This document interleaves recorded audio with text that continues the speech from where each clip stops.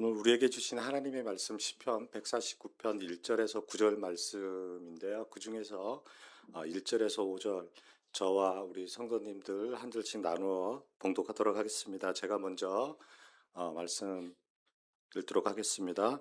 할렐루야, 새 노래로 여호와를 노래하며 성도의 모임 가운데서 찬양할지어다. 이스라엘은 자기를 지으신 이로 말미암아 즐거워하며 시온의 주님의 그들의 왕으로 말미암아 즐거워할지어다.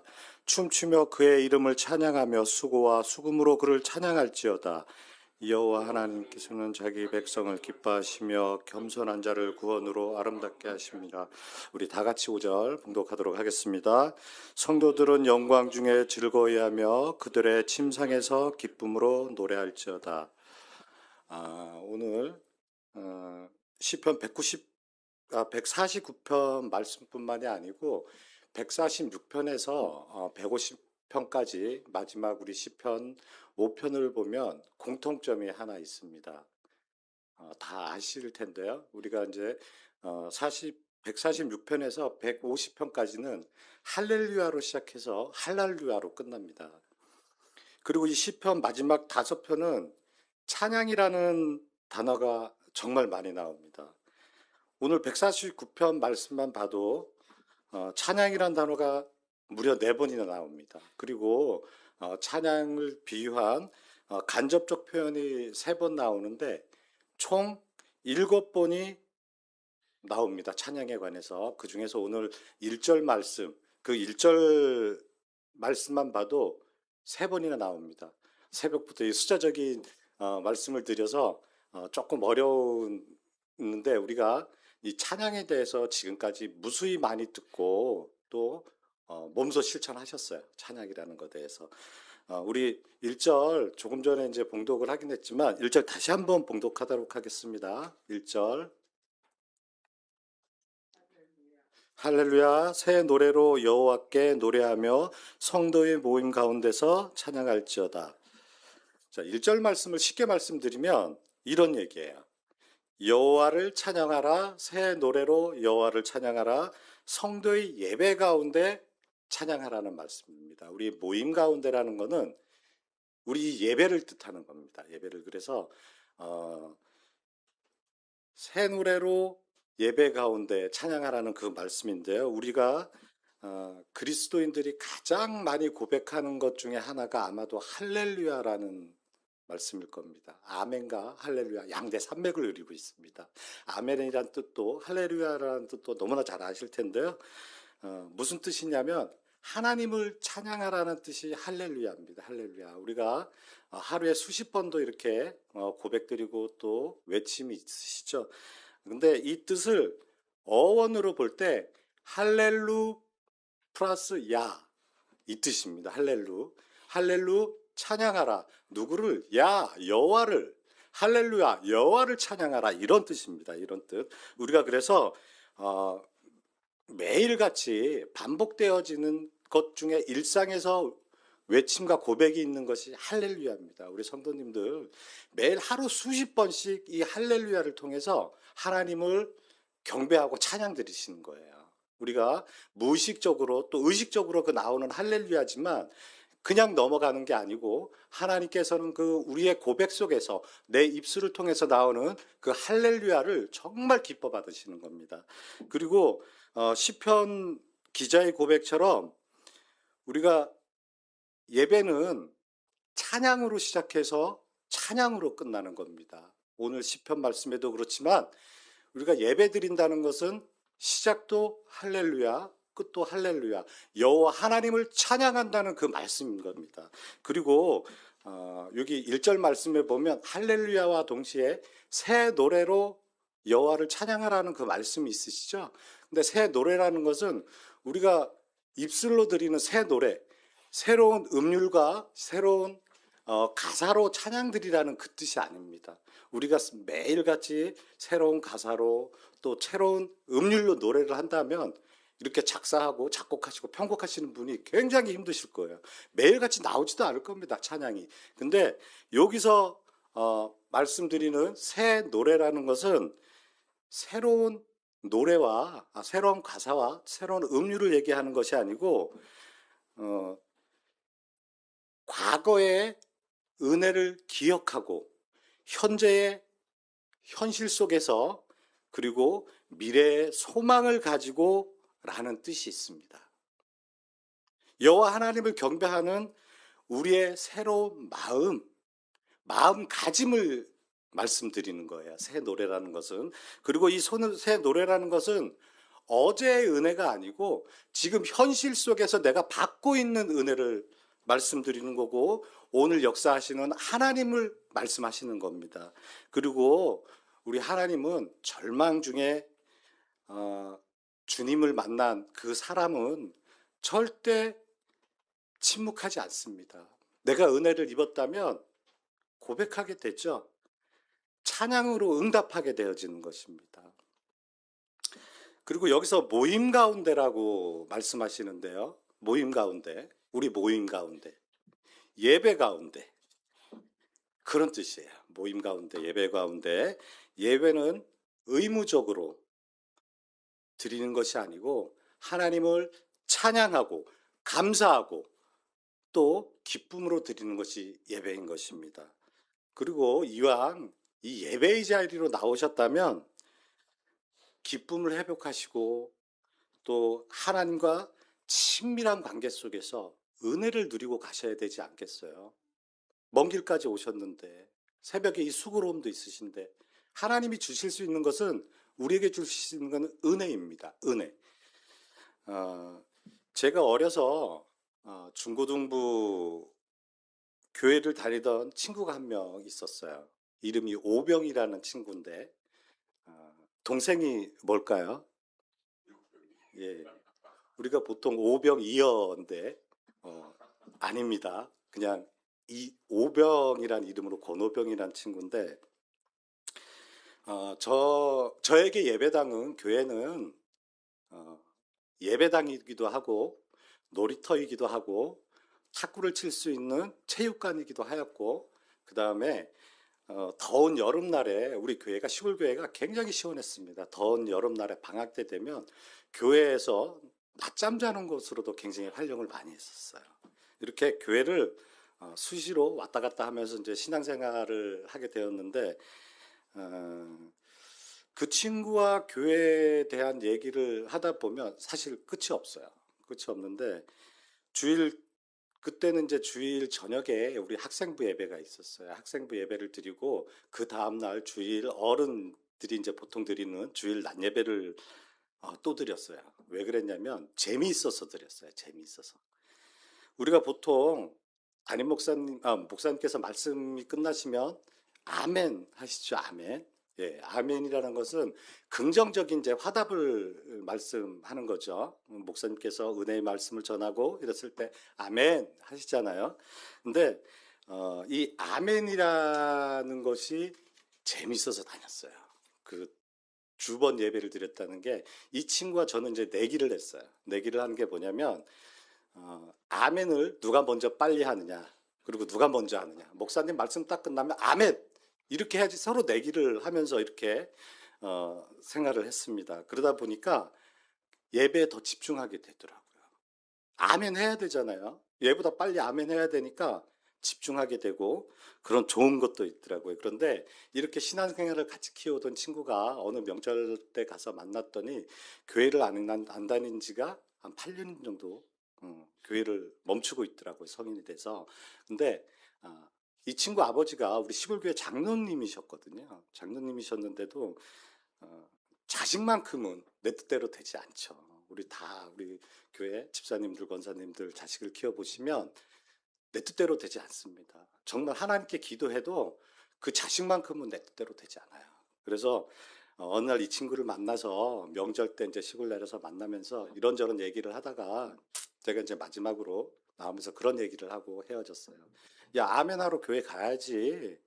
예, 제가 그 말을 하고 헤어졌는데 뭐 자주 연락하는 친구는 사실 아닙니다. 저도 사회생활도 하고 또 직장생활을 이렇게 서로 하다 보니까 명절 때 가서 가끔 만나는 친구인데 어느 날 갔더니 교회를 다닌다고 합니다. 왜 그러냐고 했더니 저한테 먼저 얘기하는 게 아멘하러 교회 간대요. 예, 아미나로 교회 간다고 하면서 이렇게 신앙생활을 다시 시작을 하더라고요. 이 아멘을 하면서 저희가 배운 것은 예배 중에 집중할 수 있고 또 즐거움도 있었습니다. 또 내기를 했으니까 승리의 기쁨도 사실 있었죠.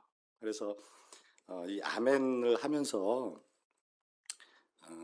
굉장히 집중할 수 있는 그런 계기가 됐는데, 우리가 이왕 교회에 나오신 거면 정말 말씀에 집중하고 부족한, 또 말씀에는 좀 저같이 평신도 말씀을 전하다 보니까 부족한 것도 있을 수가 있죠. 그러나 이게 사람의 입술로 들여진 나오는 말이지만 하나님의 말씀, 또 성경을 근거한 말씀이라고 생각하시고, 이 시간이고 또 부족한 저희지만 정말 은혜의 시간이 됐으면 좋겠습니다.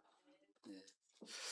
그리고 5절 제가 읽어드리겠습니다. 우리 오늘은 1절과 5절 두 개 말씀만 가지고 이제 나누실 텐데요. 5절 말씀, 성도들은 영광 중에 즐거워하며 그들의 침상에서 기쁨으로 노래할지어다. 5절 말씀에는 두 가지가 나옵니다. 영광 중에, 그리고 또 하나는 침상에서 노래하라고 말씀하시는데요. 첫 번째 영광 중에 기쁨으로 노래하라 라는 말씀은, 영광 중에 기쁨으로 노래하는 것은 누구나 다 할 수 있습니다. 그죠? 믿지 않는 사람도 정말 기쁘고 좋은 일이 생겼어요. 그러면 외침이 나오죠. 오, 하나님 감사합니다 라는 그 외침이 나올 수가 있어요. 그런데 침상 속에서 찬양하라, 이 말씀은 좀 달라요. 영광 중에와 침상 중에는, 믿음 없는 사람은 절대 침대에서, 침상에서 감사의 고백이 드려지고 찬양이 나오지가 않습니다. 이 말씀이 제게 주시는 의미는 세 가지로 다가왔어요. 매일 성경 말씀에는 공적인 예배의 순간뿐만이 아니고, 이 예배의 순간뿐만이 아니고 침실과 같이 은밀하고 또 나 혼자만의 시간일 때도 하나님을 찬양하라고 말씀하시는 겁니다. 개인적인 삶의 자리에서 하나님을 찬양하라고 말씀하시는 거고, 그리고 매일 성경 말씀에 이렇게 이제 번역을 해서 해석을 해서 나왔더라고요. 근데 침상에서라는 의미가 저에게는 다른 의미로 사실 다가왔습니다. 우리가 침상이라고 하면 잠자기 전에 잠자는 곳이죠. 일단 쉽게 말씀드리면 밤이 되면 하루의 수고로 누워서 편히 쉴 수 있는 곳이 침상입니다. 그 마지막 시간을, 마지막 하루를 돌아보며 하나님께 기도하고 찬양하는 곳이기도 합니다. 그리고 우리가 침상이라고 하면 잠잘 때 말고 또 언제 또 사용하시나요? 우리가 몸이 아플 때, 그죠? 우리 아플 때, 일어나기 힘들 때, 그러면 침상에 누워 있게 되죠. 우리 교회가 매일 새벽마다 우리 성도들의, 우리 사랑하는 환우들을 위하여 새벽마다 기도를 외침으로 기도합니다. 다 같이. 그러다 보니까 이 말씀을 준비하는 과정에서 하나님께서 저에게 주신 마음 같아요. 아프고 병들고 고통받을 때, 그럴 때도 하나님을 찬양하라고 저에게 마음을 주시더라고요.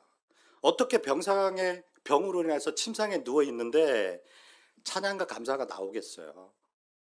병으로 인해서 몸이 아프고 침상에 누워서, 이제 마지막 날이 가까워오는구나, 이런 고통과 아픔 속에서 감사의 고백이 드려진다는 것은 정말 믿음의 사람이 아니면 있을 수 없습니다. 우리가 행할 수도 없고 갈 수도 없는 거죠. 그런데 침상에 누워서도 그 낙심과 절망을 이겨낼 수 있는 것이 하나님을 찬양하면이라는 것입니다. 이 어렵고 힘든 상황에서 믿음으로 주님께 더 가까이 나아간다면 우리 주님은 분명히 평안과 회복과 또 희망을 주실 것이라고 저는 믿습니다. 주님을 믿는다는 그 마음이 근심과 낙심과 또 절망에서, 거기서 벗어날 수 있는 게 찬양인 겁니다. 그리고 영광 중에 찬양도 하지만 절망과 낙심 가운데서도 여호와 하나님을 찬양하라고 시편 기자는 말씀하고 계셔요. 누가복음 24장 말씀을 보면 너무나 잘 아시는 말씀일 거예요. 우리가 엠마오에서 내려오던 제자들이 우리 주님을 알아보지 못하고 내려옵니다. 그러나 우리 주님은 침묵 속에서 엠마오에서 내려오는 그 제자들과 함께하고 계셨다는 겁니다.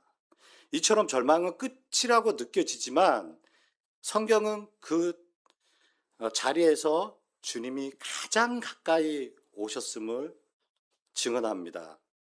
사람의 길이 막혔을 때 하나님이 그 길을 열어주시고 또 눈물이 멈추지 않을 때 주님의 손이 더 분명하게 붙드십니다.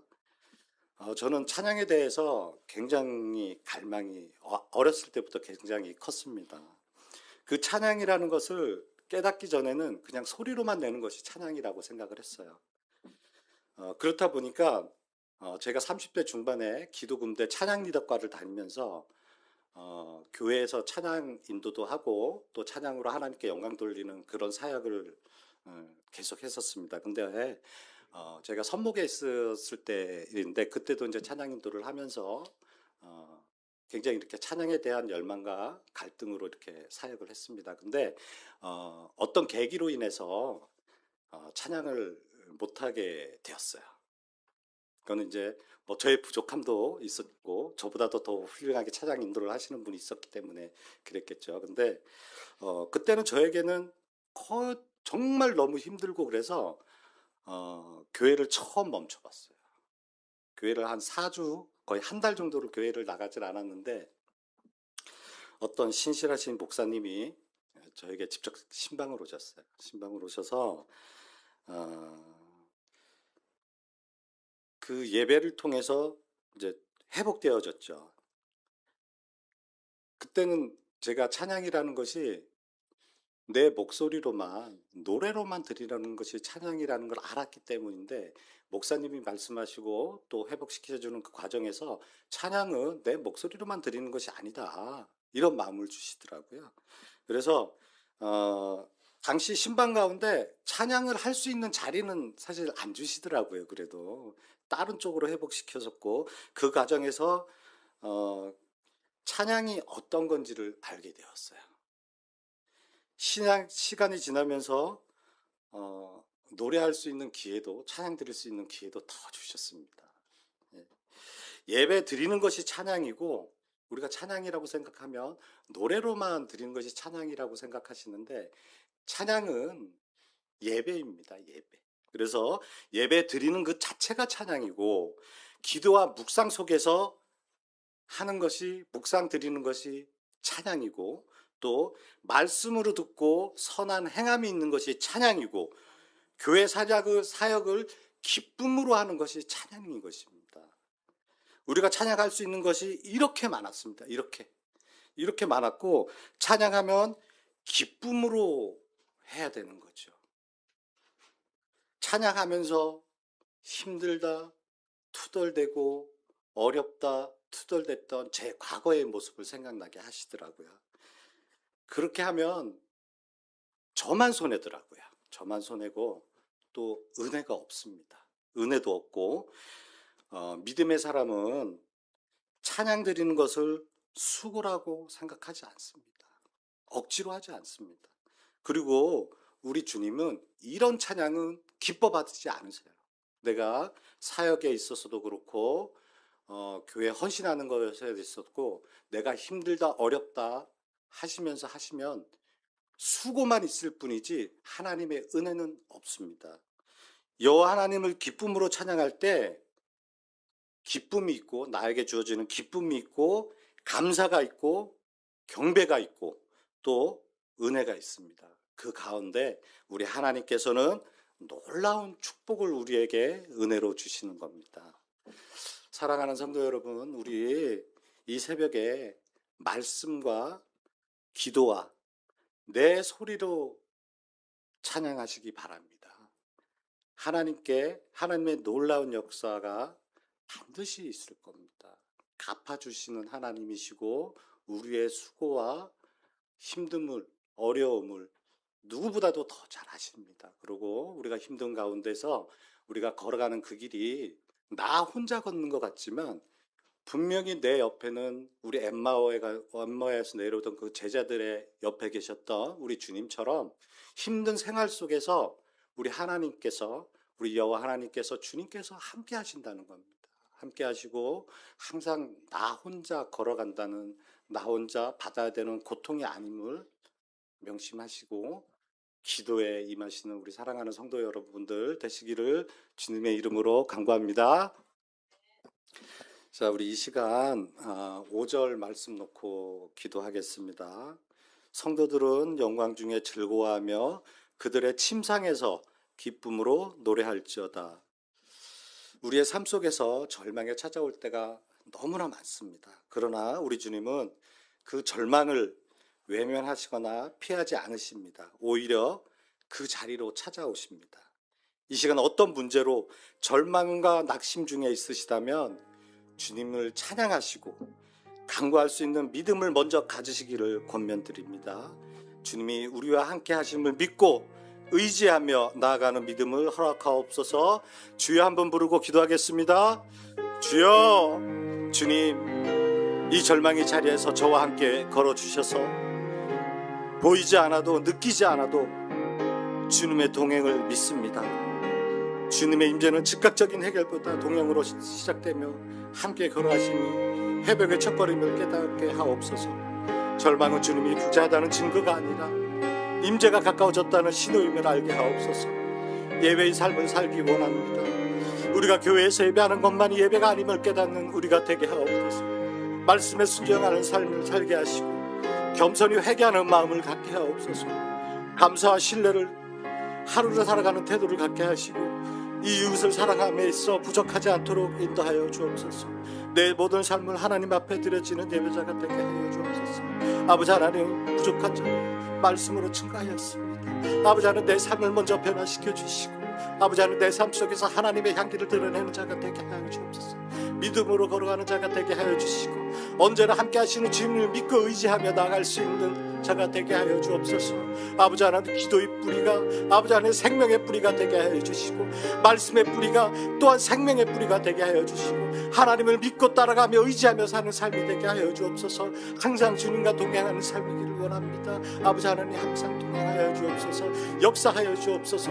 인도하여 주옵소서. 예수님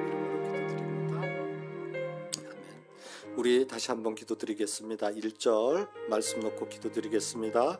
할렐루야, 새 노래로 여호와께 노래하며 성도의 모임 가운데서 찬양할지어다. 우리 사랑하는 성도 여러분, 절망은 끝이 아닙니다. 그 자리는 주님을 만난 자리입니다. 만나는 자리입니다. 우리가 울고 있을 때 주님은 우리 곁에 오셔서 함께 걸으시고 함께 머무시며 다시 노래할 힘을 주셨습니다. 오늘 우리의 찬양은 형편이 좋아서 드리는 찬양이 아닙니다. 절망 중에 찾아오신 주님을 만난 자의 고백인 것입니다. 이 시간 기도할 때에 어떤 상황과 형편을 고려하지 말고 오직 주님만 찬양할 수 있는 믿음 주심을 간구하며 기도하겠습니다. 주여 한번 부르고 기도하겠습니다. 주님, 이제 우리의 침묵하는 성도가 아니라 새 찬양으로 새 노래로 부르는 성도로 살아가게 하옵소서.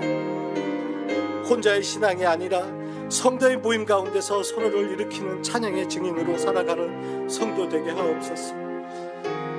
이번 한 주 삶의 자리에서 할렐루야를 선택하게 하옵시고 내 자리에서 새 노래를 찬양하게 하옵소서. 오늘도 절망의 끝에서 우리에게 말씀하신 주님의 소리를 듣게 하옵소서. 내가 너와 함께 있다. 내가 너와 함께 있다. 내가 너와 함께 있다라는 믿음으로 오늘도 내일도 할렐루야 새 노래를 여호와를 찬양하게 하옵소서.